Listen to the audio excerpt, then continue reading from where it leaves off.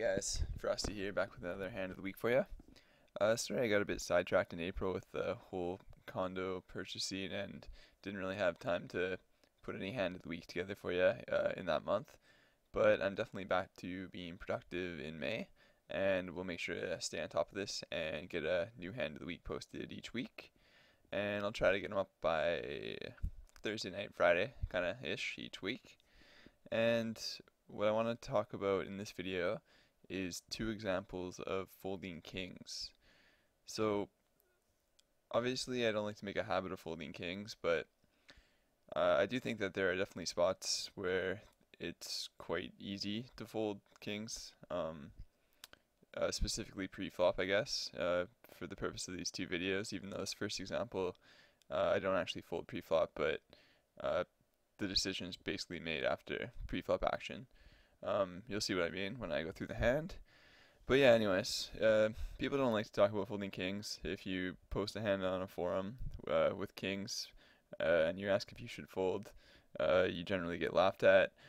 And I guess that's because most people just like stacking it up as a cooler if they run into aces, or they don't want you to fold kings because they're making money when they stack you with aces every time.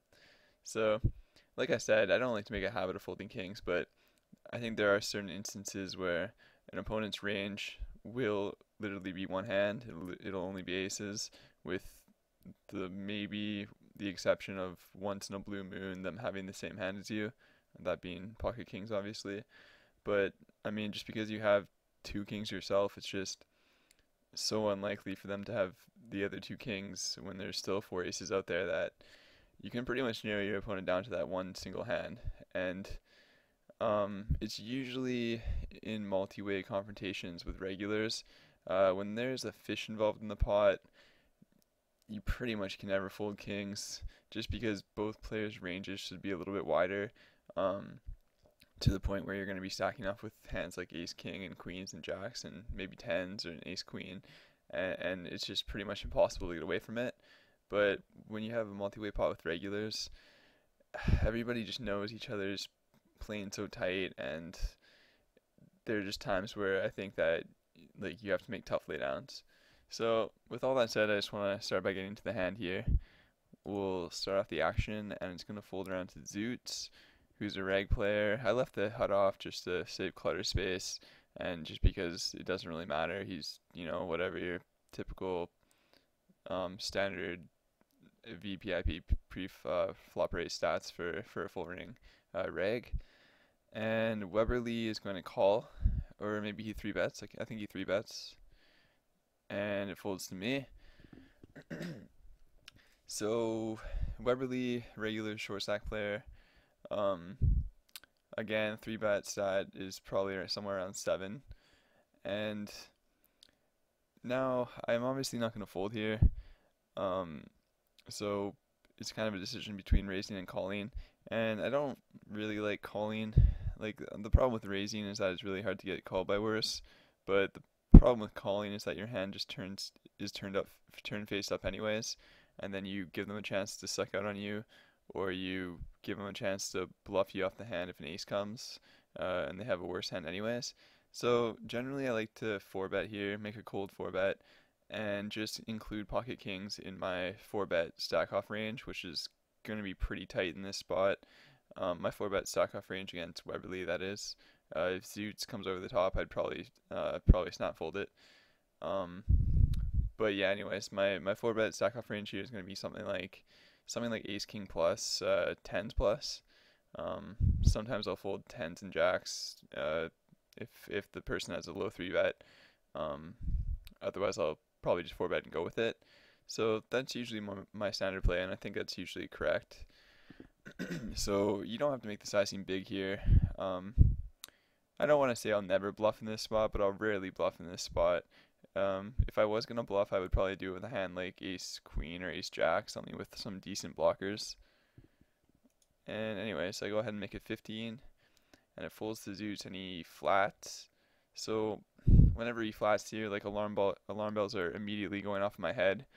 Zoots is he's a pretty decent player. He doesn't get out of line too often, and he's like never gonna be flatting there with a hand like I would say he would probably never be flatting with like queens or jacks. It just doesn't seem profitable to flat out a position like that. He might do it with ace king, like ace king suited too, or maybe yeah, maybe ace queen suited, but I doubt it. So like I'm very cautious at this point and pretty much think he only does this with aces. Um, and if Weberly shoves, I probably would fold, but he ends up just calling. I guess he thinks he's priced in. So I don't know why Weberly's calling there. It's pretty awful. I mean, he he's he's never gonna be like getting a good price if he has like a medium pocket pair to set mine, and if he has a bigger pocket pair, unless he's gonna make like a hero fold and just play it for set value, which I think would be terrible to begin with. I think he should just shove it or fold. But he calls, and then Zoots leads out. So like at this point, I just like know he has aces.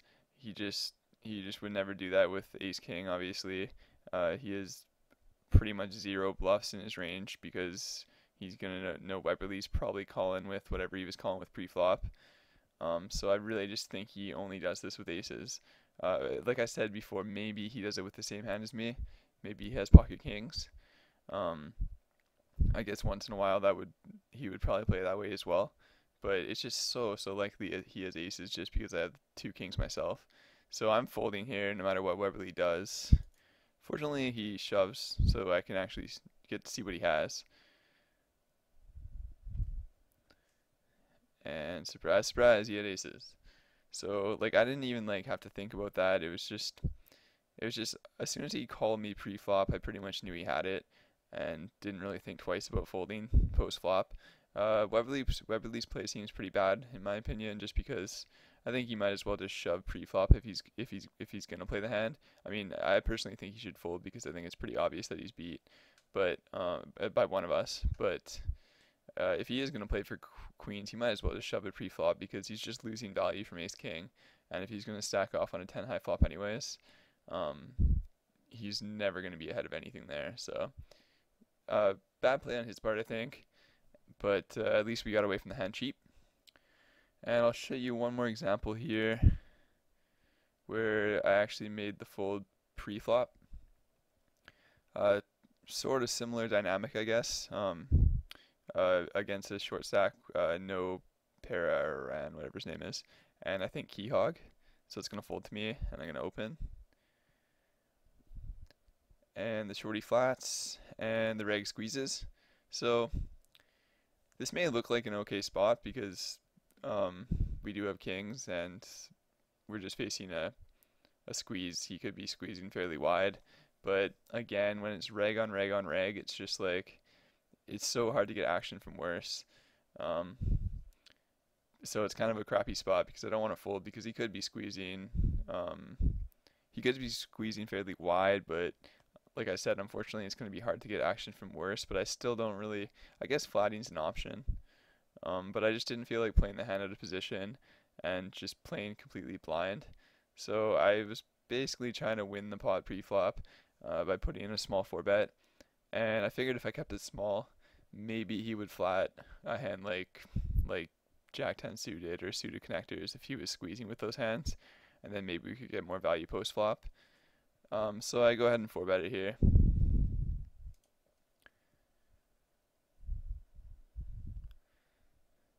And the shorty shoves, which is very surprising, and alarm bells are kind of going off in my head just based on that alone. I am trying to think of like a range here, what he could have. I think if I mean if he's flatting, he's obviously flatting strong hands that he's looking to back raise. So it's probably anything like jacks plus or an ace king. Definitely not ace queen. Probably not tens or worse. So I think that's probably the loosest he'll go. It could even be tighter. He might not even do that with jacks. Probably maybe like queens plus and ace king. But yeah, facing this kind of heat, I think it's probably a mistake on his part to stack off with anything other than queens, I guess. at the worst. Um, but anyways, obviously I'm calling the shorty at this point. I'm just like totally priced in, and like I said, I think there's a chance he'll show up with worse hands than kings too.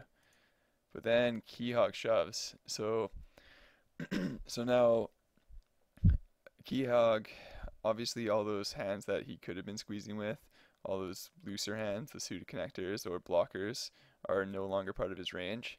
So there's just like no way he's gonna do this with like jacks or queens. So I think unless and even ace king would be pretty spewy on his part. I think borderline spewy. I think so. I just think like at this point it's kind of an easy fold for me because I don't have to know exactly which one of them has aces because well I guess I'm possibly winning money if key hog doesn't have aces, but I just think he's the most likely candidate to have the aces, and even if he doesn't, I think that I'd be just playing for the side pot. So I just decided to fold. I think this is a little bit closer than the first hand I showed you guys. I think that was a super easy fold post flop, and this is a little bit closer, but I still think I think it's probably a correct fold. And I folded, and I can't even remember which one of them had aces actually, but one of them did.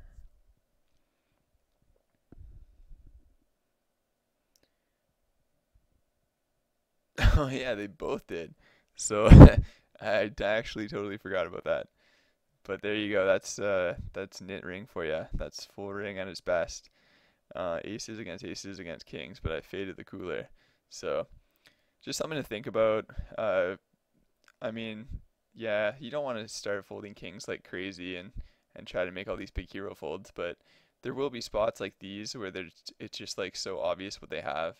Um, Usually, like I said, when it's multi-way with regular players and people aren't getting us out of line and they're not expanding their value ranges, like if there was a fish in the pot.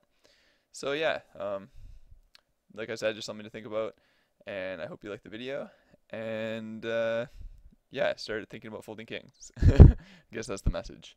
All right, guys, I'll catch you with another hand next week. Take care.